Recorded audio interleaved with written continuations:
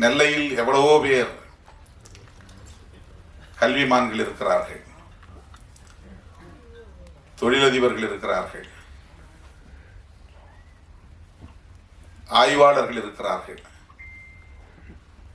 நீதிபதிகள் தோன்றியிருக்கிறார்கள்.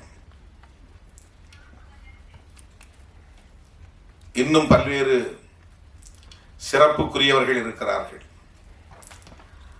தென் மாவட்டங்கள் என்றாலே அருவா கலாச்சாரம், நெல்லை என்றாலே அருவா கலாச்சாரம் என்பதை போன்ற ஒரு தோற்றத்தை ஏற்படுத்துகிற போக்கு தொடர்ந்து இருக்கிறதே என்ற கவலை எனக்கு உண்டு.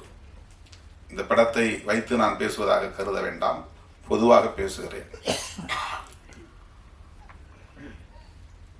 அதை நாம் நியாயப்படுத்துகிறோம், காதலும் வீரமும் தமிழர் பண்பாடு என்று. வீரம் என்பது வேறு, வன்முறை என்பது வேறு.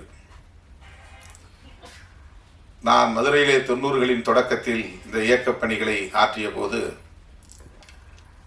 தோழர்களுக்கு பேசுகிற போது வீரம் என்றால் அருவாளை தூக்குவது என்று பொருள் அல்ல. நெருக்கடிகள் சூழ்ந்த போதும் கொள்கை நெறிப்படியே வாழ்தல் வீரம் என்று ஒரு முழக்கமே நான் எழுதினேன்.